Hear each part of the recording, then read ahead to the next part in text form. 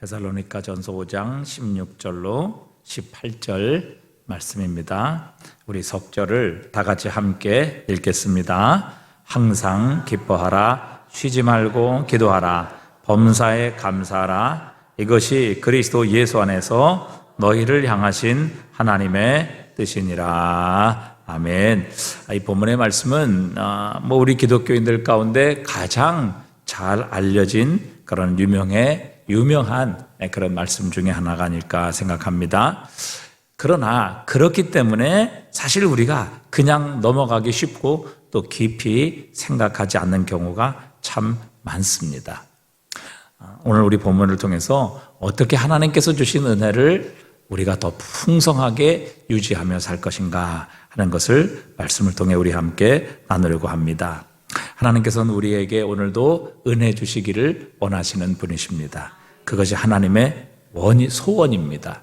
우리 잘 아는 민수기 6장 24절 우리 같이 한번 읽어보겠습니다. 민수기 6장 24절 여호와는 내게 복을 주시고 너를 지키시기를 원하며 여호와는 그의 얼굴을 내게 비추사 은혜 베푸시기를 원하며 여호와는 그 얼굴을 내게로 향하여 드사 평강 주시기를 원하노라 할지니라 하라. 아멘. 제사장들에게 하나님께서 명령하신 것이지요. 하나님께서 도대체 이스라엘 백성들을 향해 무엇을 원하시는가? 하나님께서는 복을 주시고 지키시기를 원하시며 또 하나님께서는 그의 얼굴을 너에게 비추사 은혜 베푸시기를 원하시며 또 그 얼굴을 내게로 향하여 드사 평강 주시기를 원하노라. 하나님께서 이렇게 이스라엘 백성들을 축복하시기를 원한다. 제사장들에게 축복하라 이렇게 말씀하십니다. 특별히 25절에 보면 여호와는 그의 얼굴을 내게 비추사 은혜 베푸시기를 원하신다 말씀하십니다. 하나님께서는 이 저녁에도 저와 여러분에게 은혜 베푸시기를 원하시지요. 원하시는 분이십니다.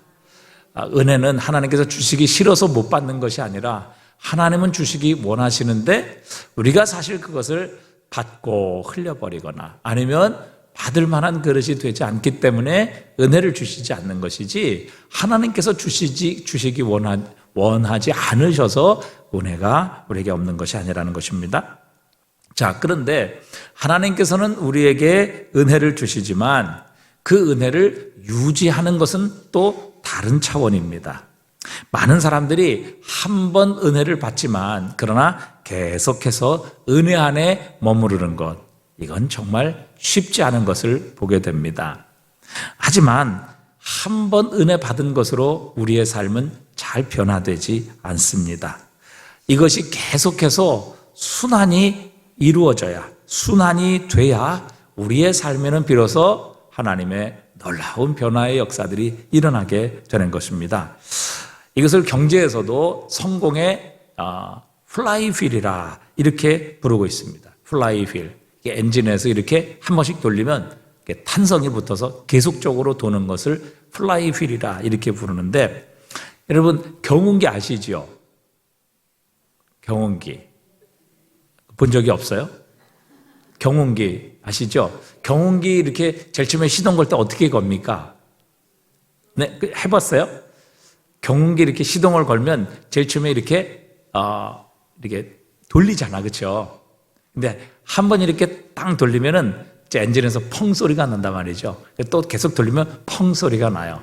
근데 그 한 번, 두 번 펑 소리가 난다고 해서 엔진이 돌아가는 게 아니란 말이죠. 그 휠을 계속 돌려야 돼요. 그렇죠? 계속 돌리죠. 보면 그래서 언제까지 돌려요? 네? 돌아갈 때까지 돌려요. 이렇게 계속 돌리다 보면 펑펑펑펑펑펑 그러면서 저절로 이제 돌아가는 때가 온단 말이죠. 그렇죠? 그것을 플라이휠이라 이렇게 표현할 수 있는 겁니다. 그러니까 은혜도요, 사실 한 번 펑 이렇게 받아가지고 그것이 우리의 삶을 변화시킬 수가 없어요. 물론 한 번 받아서 우리가 완전히 변화되는 그런 경우도 있지만 이 은혜라는 게 한 번 받은 것이 평생 우리의 삶을 이끌어가지 못한다는 겁니다. 왜요? 우리가 그만큼 연약하고 우리에게 죄가 있기 때문에 그런 겁니다. 그래서 이 성공의 플라이휠이 이렇게 한 번 탕 탕 이렇게 해서 끝나는 게 아니라 그것을 계속 돌려서 탕 해서 나중에는 그것이 저절로 돌아가도록 이렇게 만들어야, 그렇게 되면 어떻게 돼요? 그것을 통해서 경운기에 큰 무거운 짐도 싣고 가고, 그 다음에 그 경운기로 밭도 갈 수 있는 힘이 나오는 겁니다. 그런데 한두 번 이렇게 탕탕 해가지고 움직일 수가 없어요. 우리 인생도 마찬가지인 것 같아요. 하나님께서 은혜를 한번 팡 주셨다고 해서 그것을 통해서 우리의 삶이 변화되면 참 좋은데, 그러나 그것이 얼마 가지 못한다는 거예요. 우리의 연약함 때문에 그렇고요, 또 우리의 죄성 때문에 그렇고, 또 우리가 그 하나님의 은혜에 늘 저항하는 삶을 살기 때문에 탕 이렇게 해서 끝나지 더 이상 돌아가지 않는 경우들이 많단 말이죠. 근데 그것이 순환이 계속해서 이루어져야 되는 거예요. 그래서 그것이 탕 돌아가서 나중엔 저절로 다다다다다 이렇게 돌아가야 그것이 결국 동력이 돼서 무거운 짐도 싣고 그 다음에 농사도 지을 수 있는 그런 원동기가 되는 것입니다. 그런데 마귀가 우리에게 주는 것이 무엇인가 하면, 마귀는 우리에게 이렇게 순환을 주는데 어떤 순환을 주는가 하면 악순환을 줍니다. 악순환. 그래서 우리에게 처음에 우울한 마음을 주지요. 우울한 마음을 주면 우리가 어떻게 되냐면 기도하는 마음을 잃어버리게 됩니다. 여러분, 우울한 사람이 기도 많이 하는 거 보셨습니까? 우울한 사람이 기도하는 거 보셨어요? 여러분, 우울하게 되면요, 기도하는 마음이 생기지 않아요. 기도하지 않으니까 어떻게 됩니까? 응답이 없죠. 응답이 없으니까 감사가 없어요. 기쁨이 없어지는 겁니다. 근데 이것이 계속해서 악순환이 되는 거죠. 우울한 마음, 기도하지 않고, 그 다음에 또 감사가 없고, 또 기쁨이 없고, 그러니까 더 우울해지고, 이게 뭐예요? 계속해서 악순환이 되는 겁니다. 이 계속 악순환이 이루어지면 어떻게 돼요? 이게 우리의 영적인 침체가 오기 시작하는 거죠.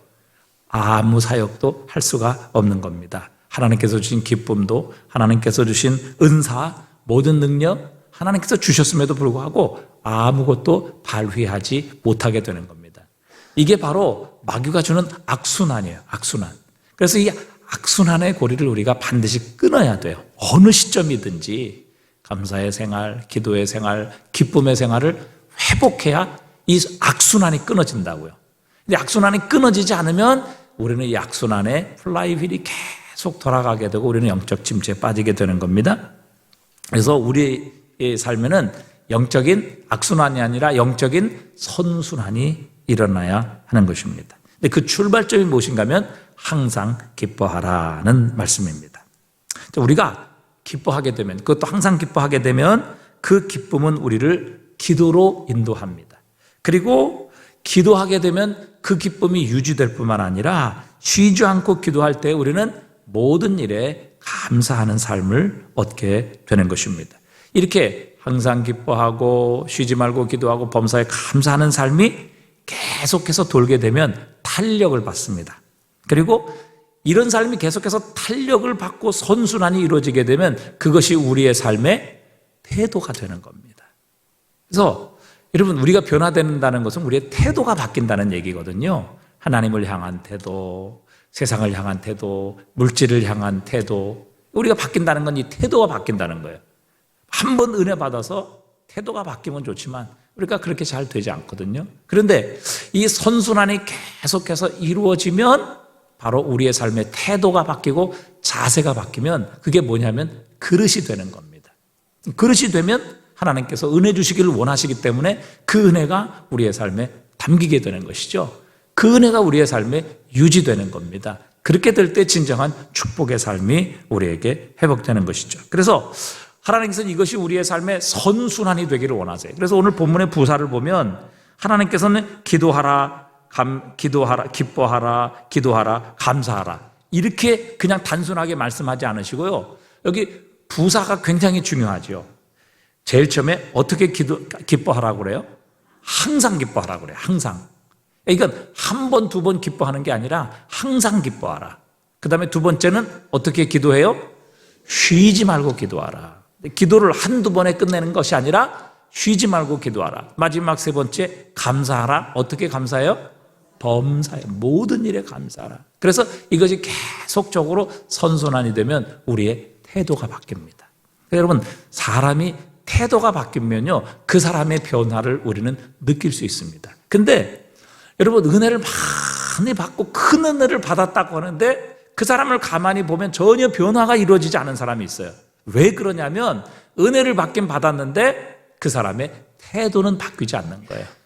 늘 하던 부정적인 얘기하고요, 늘 불신앙적인 얘기하고요, 이전에 육신의 모든 정욕과 습관들을 버리지 못하는 것이죠. 왜? 태도가 바뀌지 않아서 그런 거거든요.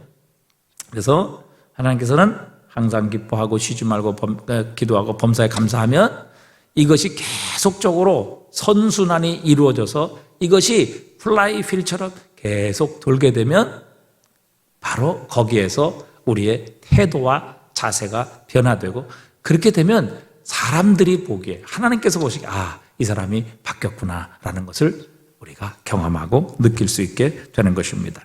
여러분, 이렇게 성도들의 삶에 이런 영적인 플라이휠이 계속 반복해서 돌아가는 것, 한 사람의 삶에서 일어나는 이것을 변화라 이렇게 부르지만, 이것이 한 사람, 두 사람, 세 사람 모든 성도에게 이런 영적인 플라이휠이 새롭게 정말 성공의 일, 태도가 바뀌는 이런 일들이 계속적으로 일어나는 것을 가리켜서 우리는 부흥이라 이렇게 부르는 겁니다. 그러니까 여러분, 이 부흥이 우리의 성도들 가운데 대세가 되면요, 이것을 누구도 막을 수가 없어요. 여러분, 처음에 이렇게 한번 펑펑 해서 돌아가는 것은요, 참 힘들고 어렵지만요, 그게 한번 이렇게 반복해서 돌아가면요, 그건 절대 손으로 멈출 수가 없어요. 기름을 끊어야지 그게 가능한 것이죠. 그러니까 여러분, 이 공동체 가운데 하나님의 부흥이 일어나게 되면요, 부정적인 사람, 불신앙적인 사람이 들어와도 이 선순환에 사람들이 빨려 들어오는 거예요. 아무리 부정적인 사람도 그 대세를 거스르지 못하는 것이죠. 그래서 그것이 부흥으로 표현되고 일어나게 되는 것입니다. 그러니까 이런 정말 이런 선순환이, 그리고 이 성공의 플라이휠이 내 한 사람에게서 일어나는 것이 아니라 우리의 공동체, 그리고 온 교회 가운데 일어나게 될 때 이게 놀라운 부흥의 역사가 일어나는 겁니다. 그러니까 우리 가정도 마찬가지거든요.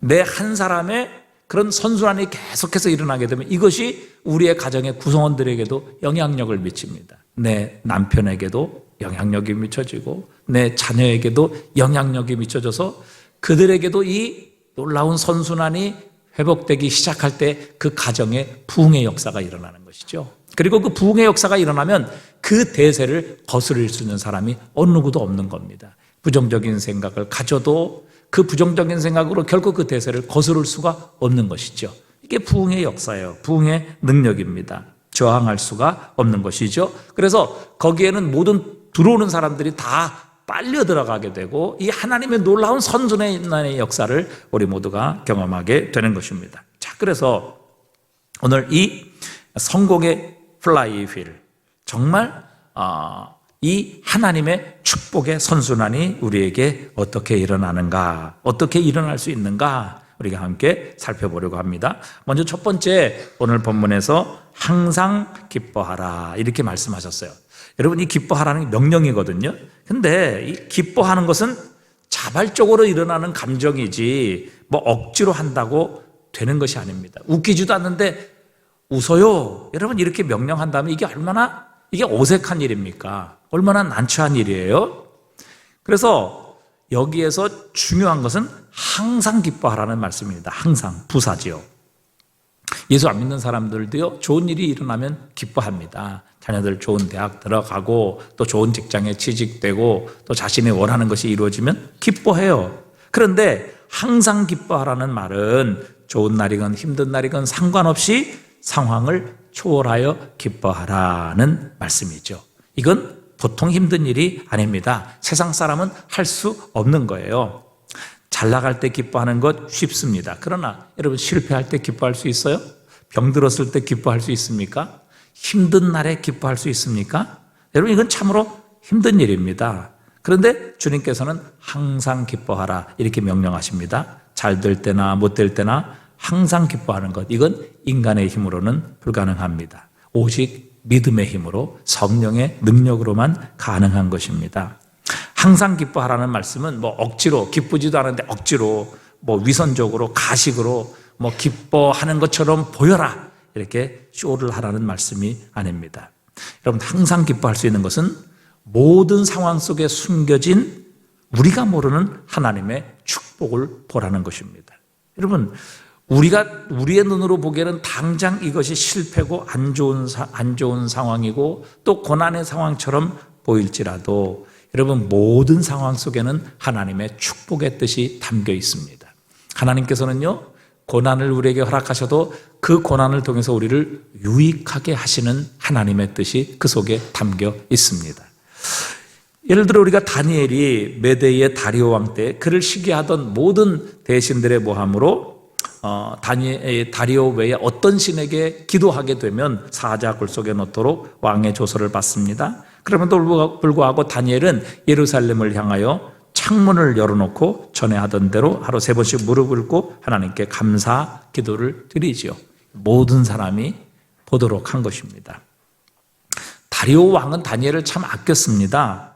자신이 내린 조서로 인해 정말 다니엘이 사자굴 속에 들어갈 때 어떻게든지 이 다니엘을 좀 구해보려고 애썼지만, 그러나 자신이 이미 도장을 찍었기 때문에 더 이상 자신이 도장 찍은 그 조서를 어떻게 취소할 수가 없었던 것이죠. 정말 이 악한 자들의 올무에 빠져들게 된 겁니다. 하지만 하나님께서 이미 이 다니엘이 들어갈 사자굴의 사자들의 입을 봉하시고 또 다니엘을 만지지 못하도록 만드셨습니다. 그래서 다니엘은 그 다음날 아침에 사자굴 속에서 털끝 하나 상하지 아니하고 사자굴 속에서 구원을 받게 되죠. 오히려 그를 모함했던 모든 대신들과 그의 가족들, 심지어 자식들까지 그 사자굴 속에 집어넣었을 때 사자들이 이 악한 자들이 땅에 떨어지기도 전에 그들의 뼈를 다 부서뜨렸다, 그렇게 기록하고 있습니다. 그러니까 이 사자들이 배가 불러서 다니엘을 안 죽인 게 아니라 하나님께서 그들의 입을 막으셨다는 것이 분명히 증명된 것이죠. 자, 그리고 나서 도대체 어떤 일이 벌어지는가 하는 것입니다. 다니엘서 6장 25절부터 우리 한번 다 같이 읽어보겠습니다. 이에 다리오 왕이 온 땅에 있는 모든 백성과 나라들과 언어가 다른 모든 사람들에게 조서를 내려 이르되, 원하건대 너희에게 큰 평강이 있을지어다. 내가 이제 조서를 내리노라. 내 나라과 나라에 있는 사람들은 다 다니엘의 하나님 앞에서 떨며 두려워할지니 그는 살아계시는 하나님이시요 영원히 변하지 않으실 이시며 그의 나라는 멸망하지도 아니할 것이요 그의 권세는 무궁할 것이며 그는 구원도 하시며 건져내기도 하시며 하늘에서든지 땅에서든지 이적과 기사를 행하시는 이로써 다니엘을 구원하여 사자의 입에서 벗어나게 하셨음이라 하였더라. 아멘. 여러분, 이게 위대한 선지자의 고백이 아닙니다. 이게 다니엘의 고백이 아니에요. 이 다니엘 가운데 역사하셨던 그 하나님의 위대하심과 능력을 보았던 이방 메대 왕 다리오의 고백이었다는 사실입니다. 우리의 신앙 고백보다 더 위대한 신앙의 고백을 이 이방의 왕인 다리오를 통해서 하나님께서는 행하게 하셨습니다. 그로 하여금 온 땅에 하나님만이 살아계신 참 신이라는 것을 만방에 공포하게 하신 겁니다. 여러분, 만약에 다니엘에게 이런 역경이 없었다면, 이런 위기가 없었다면 이렇게 이 메대의 고레스가 과연 하나님의 살아계심, 그분의 위대한 능력을 보고 그 하나님을 찬양하며 모든 만방에 그 하나님의 위대하심과 능력을 선포할 수 있었겠느냐 하는 것입니다. 그러나 다니엘에게 찾아온 위기가 오히려 하나님의 영광을 이방 왕인 고레스에게 보이고 그로 하여금 온 땅에 살아계신 하나님을 선포케 하는 기회가 되게 하셨다는 것이죠. 그러니까 다니엘에게 그 고난일지 몰라도 그 고난 속에는 하나님의 놀라운 축복의 뜻이 담겨 있었던 것이지요. 그래서 그는 이 상황으로 인해 절대 불평하거나 원망하지 않았습니다. 자신이 죽어도 그건 하나님의 뜻이고 살아도 하나님의 뜻이 있다고 믿었던 것이지요. 결국 하나님께서는 이 다니엘의 위기를 통하여 하나님의 능력과 그분의 영광을 선포하는 기회로 삼아 주신 것입니다. 여러분, 우리가 항상 기뻐하기 위해서는 우리의 시각을 바꿔야 합니다. 우리가 조금만 다른 시각에서 보면 정말 우리가 지금 누리고 있는 것, 하나님께서 우리에게 허락하신 이 모든 것이 사실 너무도 기뻐해야 될 일이고 감사해야 할 일이라는 것을 우리는 다시 한번 발견할 수 있습니다. 우리가 지금 힘들어하는 문제, 여러분 지금 그런 문제를 가지고 계시죠? 여러분 참 힘들어하는 문제, 정말 이것이 해결되었으면 좋겠다라고 간절히 바라는 그 안타깝고 어렵고 힘든 문제, 여러분 다 가지고 계실 것입니다.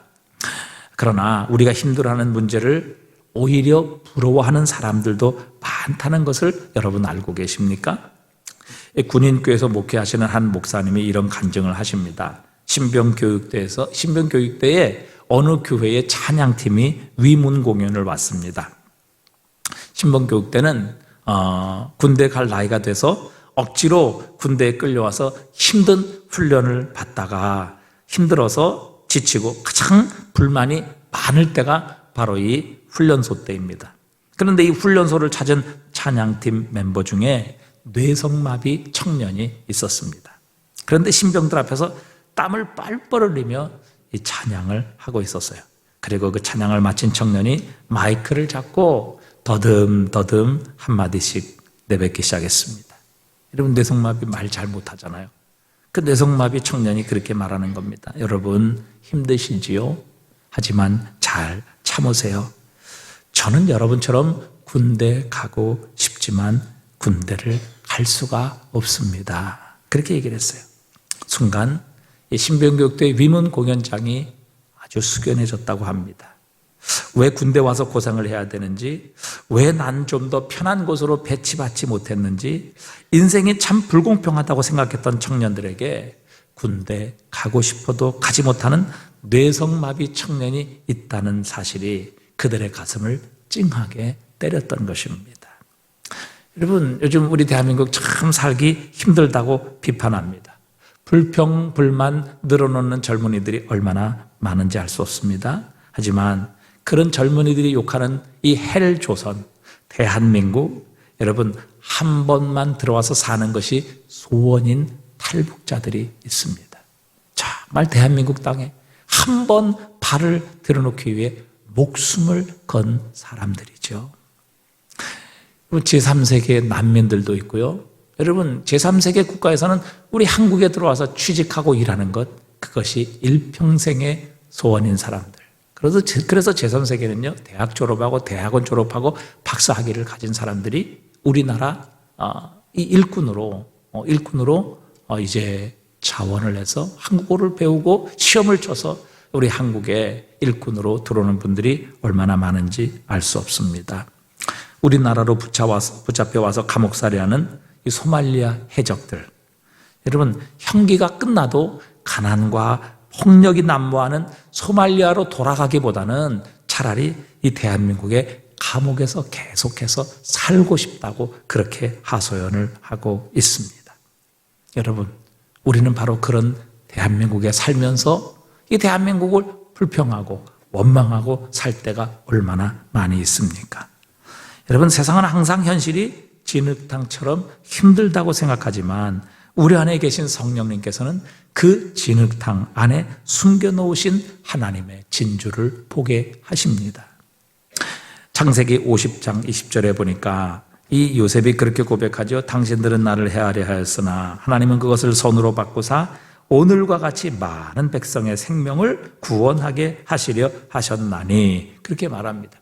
자신의 고난의 여정 가운데 분명한 하나님의 뜻이 있음을 요셉은 발견했던 것이죠. 이 진흙탕 같은 위기, 자신의 형들이 자신을 죽이려고 했다가 영원히 볼 수 없는, 다시는 되돌아올 수 없는 애굽의 노예로 팔았다가, 그리고 애굽의 노예에서 거기서도 억울하게 누명을 쓰고 감옥에 갔다가, 이런 진흙탕 속에서도 하나님께서 자신을 향해 놀라운 계획을 가지고 계심을 요셉은 확신했던 것입니다. 그렇기 때문에 자신을 그렇게 만들었던 형들에게 복수하지 않고 그들을 용서할 수 있었던 것이죠. 여러분, 그리스도인의 기쁨은 우리의 환경과 조건을 따른 기쁨이 아니라는 사실입니다. 우리가 하나님의 시각으로, 믿음의 눈으로 모든 상황을 바라보게 될 때 고난 속에서도 숨겨진 진주를 발견할 수 있습니다. 우리를 사랑하시고 우리를 하나님 기뻐하시는 모습으로 만드시고 우리의 모든 더러운 것을 깨끗이 씻으셔서 그리스도 예수의 형상을 만들어 가시는 하나님의 유익한 뜻이 있다는 것을 믿음의 눈으로 바라볼 때 우리는 항상 기뻐할 수 있는 것입니다. 우리의 몸이 병들고 우리의 생각대로 되지 않고 실패가 찾아오고 문제가 있을지라도 우리는 항상 기뻐할 수 있는 능력을 회복할 수 있는 것이지요. 두 번째, 쉬지 말고 기도하라. 여러분, 어떤 상황 속에서도 항상 기뻐할 수 있는 유일한 비결은 우리가 쉬지 않고 기도하는 것입니다. 왜 기도해야 합니까? 여러분, 우리가 어차피 기도하지 않으면 그 시간에 뭐 합니까? 걱정하고 염려합니다. 그러니까 기도 시간과 염려 걱정 시간은 늘 반비례해요. 기도하면 염려 걱정은 떠나가고 기도하지 않으면 염려 걱정이 우리의 마음을 채우게 돼 있는 것입니다. 그래서 쉬지 않고 기도하는 사람은요, 모든 것을 하나님의 손에 맡겨드립니다. 우리가 쉬지 않고 기도하면요, 하나님께서 쉬지 않고 우리를 위해서 일하십니다.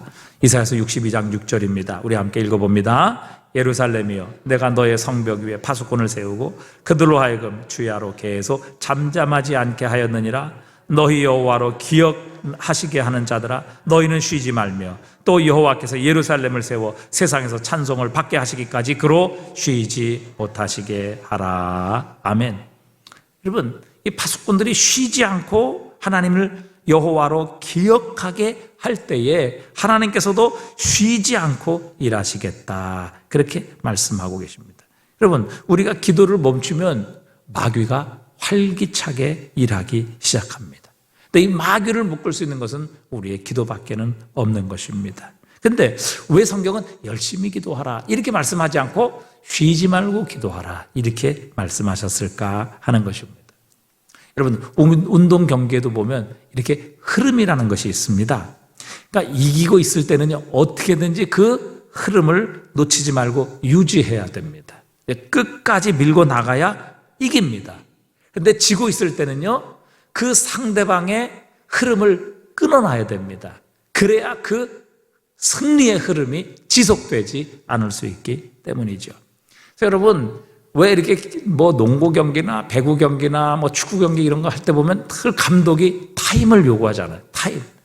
왜 그런가 하면요, 지는 편에서는요, 상대편의 그 상대편의 그 승기의 흐름을 끊어버리는 겁니다.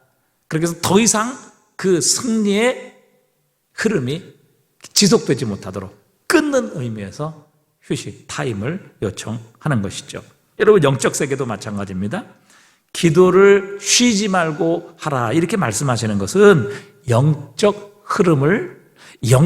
승리의 흐름을 놓치지 말라는 것입니다. 이게 한번 끊어지기 시작하면요, 그것을 다시 그 수준으로 올리는 것은요, 10배, 20배의 힘이 드는 겁니다. 여러분, 반성이라는 게 있잖아요. 원심력이라는 게 있잖아요. 관성이라는 게 있잖아요. 이 관성의 법칙에 의하면 한 번 돌리면은 여러분, 그것을 돌리는 것은 작은 힘을 가지고도 가능합니다. 근데 멈추는 것을 돌리는 것은요, 너무너무 힘든 거예요. 여러분, 기차 같은 것도요, 서 있을 때 그 기차를 움직이는 것은 굉장히 어렵습니다. 그러나 달리는 기차, 이미 관성에 붙은 기차는 조금만 힘을 줘도 얼마든지 더 빨리 달릴 수 있는 것이죠. 영적인 세계도 마찬가지입니다. 여러분, 우리가 쉬지 말고 기도하라, 열심히 기도하라 이렇게 말씀하시는 것이 아니라 쉬지 말고 기도하라라는 말씀은요, 우리가 하나님의 은혜와 기쁨, 축복, 승리에 도취해서 기도를 멈추면 안 된다는 겁니다. 그러면 순식간에 영적으로 무너지는 역사가 일어납니다. 강대한 여리고성을 무너뜨려 놓고 미약한 아이성에서 참패한 이스라엘 백성 꼴이 되는 것이죠. 그래서 운동선수들 보면요, 시즌이 있죠. 예를 들어서 겨울에는 이렇게 오프 시즌이잖아요. 겨울에는 운동 경기가 없잖아요. 근데 정말 훌륭한 운동선수는요, 겨울에 경기가 없다고 해서 절대 쉬지 않아요. 그리고 선수들도 뭐예요? 그 겨울에 감독들이 전지훈련을 갑니다. 그래서 따뜻한 나라에 가서요, 계속해서 몸을 만들어 놓는 거예요. 그래야지 진짜 경기가 시작되면 그 리듬을 놓치지 아니하고 여전히 이전의 실력을 발휘할 수 있는 것입니다. 그렇다고 만약에 여러분 경기가 없다고 해서 한 달, 2달 선수들이 몸을 움직이지 않고 쉬어보십시오. 그럼 당장 근육이 다 풀리고요. 당장 몸에 살이 찌기 시작해서 운동 진짜 시즌이 되면 그 운동 경기에서 제대로 뛸 수가 없는 것입니다. 기도도 마찬가지입니다. 우리 인생에 큰 문제가 있을 때 물론 하나님께 기도해야 합니다. 그러나 정말 문제가 생겼을 때 갑자기 몰아치듯 기도하는 것보다 우리가 쉬지 말고 기도해서 영적인 내공을 쌓아 놓아야 합니다. 그래서 비상 상황이 터졌을 때 어둠의 권세, 공격으로부터 자신과 교회와 가정을 지켜갈 수 있는 것이죠. 여러분, 우리가 항상 걱정하고 불안하고 두려움이 많은 것은 우리가 너무 문제들을 많이 생각하고 있기 때문입니다. 그러나 우리가 쉬지 않고 기도하면요, 우리는 문제보다 하나님을 더 많이 생각하게 됩니다. 여러분, 문제를 생각하지 않을 수는 없겠지만요, 우리 기도의 사람은 문제보다도 하나님을 많이 생각하는 사람입니다. 기도는 뭐예요? 우리가 하나님께 집중하는 거잖아요. 하나님께 아뢰는 거잖아요. 하나님께 나가는 거잖아요. 그렇기 때문에 기도하면요, 우리는 세상과 나는 간 곳 없고 구속한 주만 보이는 거예요. 그렇게 되면 어떻게 됩니까? 우리가 가지고 나온 문제는 그 영광의 주님, 전능하신 하나님 앞에 그 문제는 아무것도 아닌 것이 되는 것이죠. 그렇게 되면 우리 안에는 염려와 두려움과 걱정은 사라지게 되고 하나님께서 주시는 기쁨, 평강이 우리의 삶을 차지하게 되는 것입니다. 그때 우리가 진정한 하나님의 승리, 하나님의 임재를 체험할 수 있게 되는 것이죠. 그래서 열심히 기도하라 이렇게 말씀하지 아니하시고 쉬지 말고 기도하라. 그러니까 영적인 이 시즌을 놓치지 마라. 영적인 탄력을 잃어버리지 말라. 관성을 놓치지 말라. 그래서 여러분, 무슨 문제 있을 때마다 한 번씩 나와서 기도하면 모르겠어요. 그 문제가 해결될지는 모르지만 일상의 삶 속에서 역사하시는 하나님을 체험하기가 힘든 겁니다. 또 일상의 마귀와 사탄의 공격을 이길 수 있는 힘과 능력을 공급받을 수 없는 거지요. 그러나 여러분, 평소에 기도하는 것, 여러분 새벽 기도도 아무것도 아닌 것 같지만요, 이것이 1년, 2년, 10년 쌓이면요, 이게 영적인 내공이 되는 겁니다. 그 시간이 되면 저절로 일어나게 되고요, 그 시간이 되면 저절로 하나님을 생각하고 묵상하게 되고요, 그 시간이 되면 저절로 하나님 앞에 엎드리게 되는 겁니다. 그게 영적인 내공이에요. 그러면요, 웬만한 시험, 웬만한 마귀의 공격, 웬만한 문제를 가지고 우리는 결코 두려워하거나 염려하거나 걱정하거나 낙심하지 않을 수 있다는 사실이죠. 기도하지 않기 때문에 큰 문제가 닥치면 낙심하는 겁니다. 팽팽 넘어지게 되는 것이죠. 마귀가 조금만 건드려도 넘어지고 쓰러지고 낙심하게 되는 것입니다. 그렇기 때문에 여러분, 하나님께서 우리에게 분명히 명령하십니다. 쉬지 말고 기도하라. 여러분, 쉬지 말고 기도하시기를 바랍니다. 그래서 여러분, 시간을 정해놓고 기도하고요, 작정해서 기도하고요, 또 기도의 결단을 가지고 하나님 앞에 기도하십시오. 다니엘 같은 사람도 매일 하루에 3번씩 예루살렘을 향해, 예루살렘은 하나님이 계신 성전이 있는 곳 아닙니까? 그러니까 하나님을 바라보고 매일 3번씩 기도했기 때문에 그의 영성이 결코 시들지 않았어요. 사자굴 속에 들어가는 그런 위협이 있을지라도 그것으로 인하여 그는 두려워하거나 염려하지 않을 수 있었던 것이죠. 왜? 그는 사자보다 더 크신 하나님, 사자들의 입을 봉하시는 하나님을 주목하고 있었기 때문입니다. 우리의 기도가, 우리가 열심히 기도하는 것 필요하지만 한 번의 기도가 아니라 쉬지 않고 하나님께 드리는 그런 기도의 사람 되실 수 있기를 축복합니다. 마지막 3번째, 범사에 감사하라. 하나님을 안 믿는 세상 사람들도 감사하지요. 뭔가를 베풀어 주면 고마워합니다. 그러나 하나님의 사람의 특징은 뭐예요? 범사에 감사하라 이렇게 말씀하십니다. 모든 상황 속에서 감사하라. 여러분, 이 상황은요, 우리가 때로는 자천되었을 때, 때로는 사업이 안 될 때, 때로는 건강이 좋아지지 않았을 때도 감사하는 것을 의미하는 것입니다. 왜? 범사에 감사하라 그렇게 명령하셨기 때문이죠.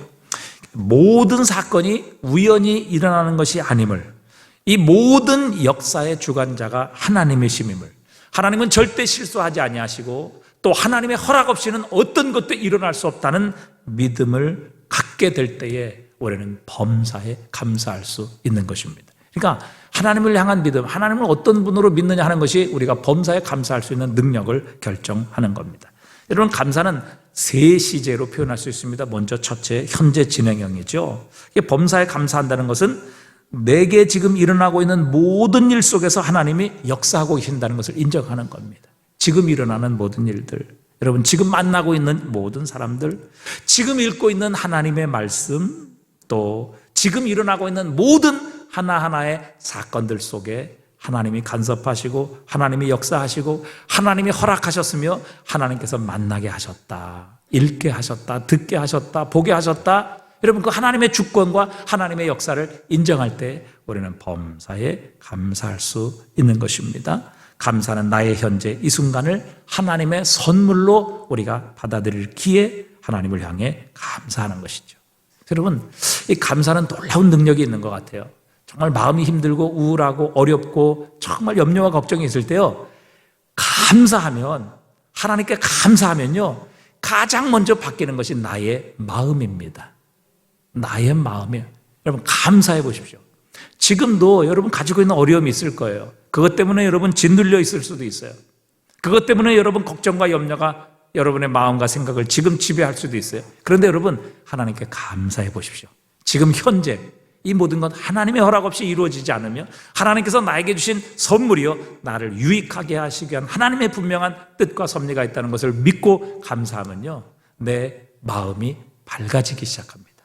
내 마음에 기쁨이 찾아오기 시작합니다. 그래서 여러분, 이 범사에 감사한다는 것은 나의 현재 하나님께서 다스리시고 주관하시며 역사하시고 하나님의 분명한 손길 안에 있다는 것을 믿게 될 때 우리는 지금 현재 범사에 감사할 수 있어요. 또 감사는 과거를 하나님의 은혜로 해석할 때 가능합니다. 모든 사람에게는 과거에 대한 실패의 기억, 고통의 기억, 상처의 기억들이 있습니다. 그런데 어떤 사람은 그 상처, 과거에 받았던 그 상처를 늘 계속해서 되씹고 그 상처에서 벗어나지 못해 그 과거로 인해 현재를 얼마나 힘들게, 어렵게, 고통스럽게 살아가는지 알 수 없습니다. 여러분, 이 과거를 하나님의 은혜라고 해석하지 않으면 그 과거에 붙잡혀서 우리는 현재도 불행하게 사는 겁니다. 왜 그렇게 삽니까? 과거에 하나님께서 주신 모든 것을 은혜로 생각하지 않기 때문에 그렇습니다.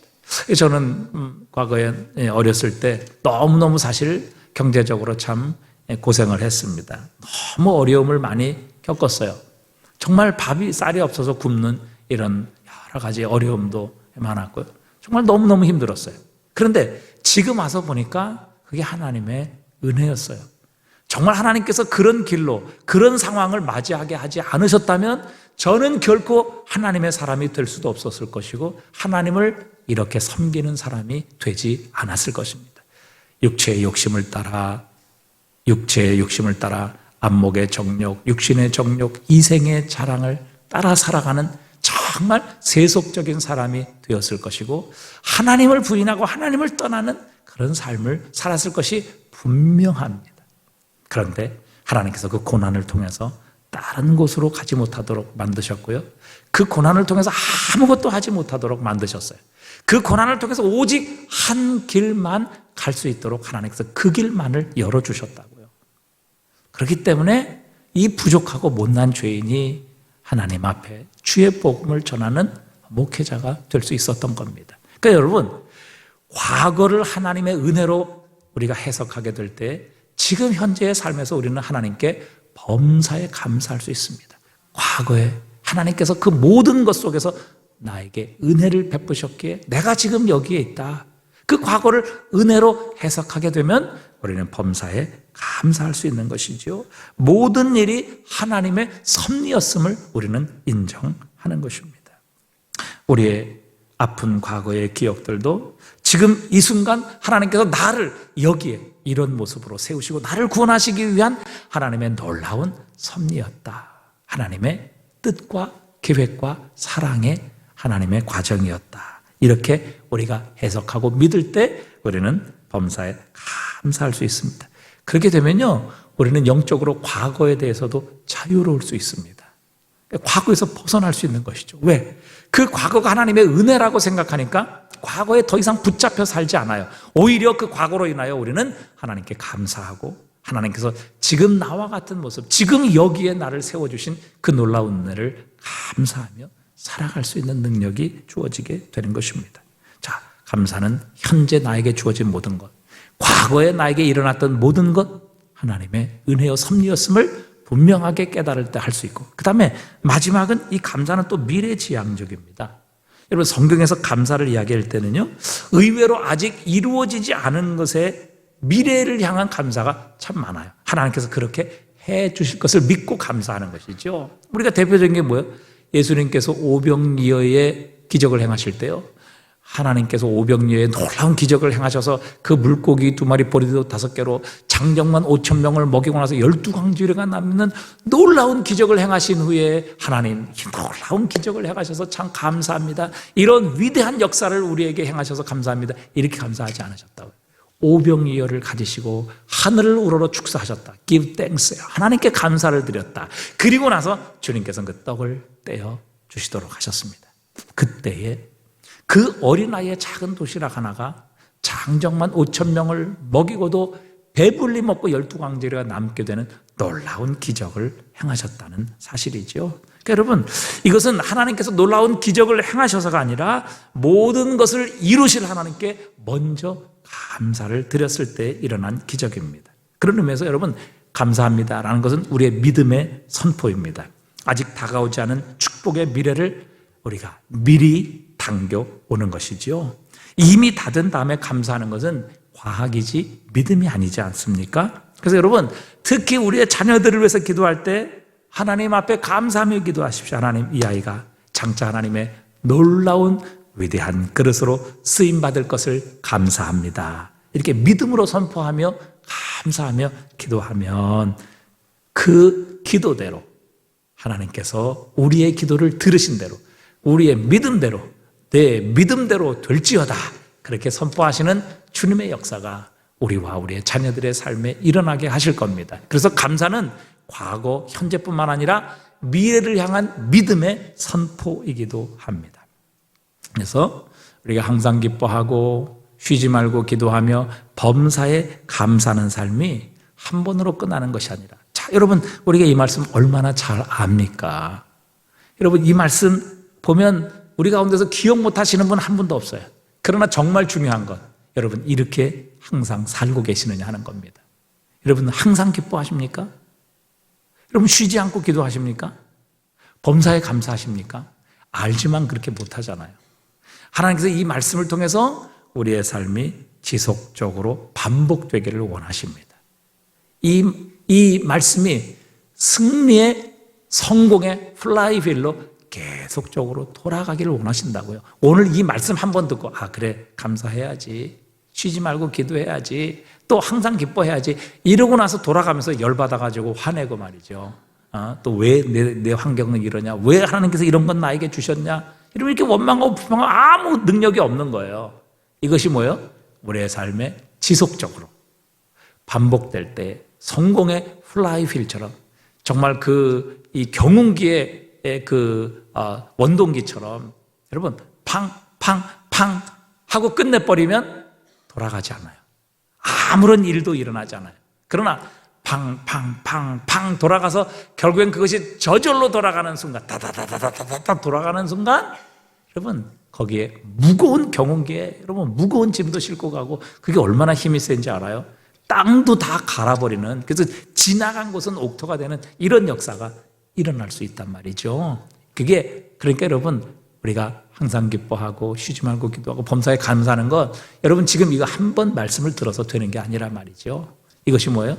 반복적으로 지속되어 성공의 플라이휠처럼 돌아가게 될 때, 그때에 우리의 삶에 그것이 태도가 되고 습관이 되면 그릇이 되는 거예요. 그런 하나님의 은혜가 임하게 되면요, 우리의 삶에는 놀라운 부흥의 역사가 일어나게 하시는 겁니다. 그리고 나의 삶에 이 부흥의 역사가 일어나면요, 이 부흥의 역사는요, 우리의 가정으로 번져나가게 되는 겁니다.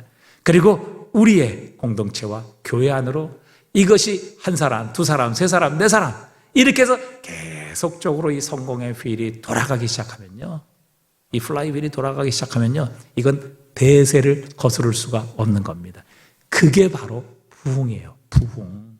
하나님의 부흥이 일어나면 어느 누구도 그것을 걷잡을 수 없는 거예요.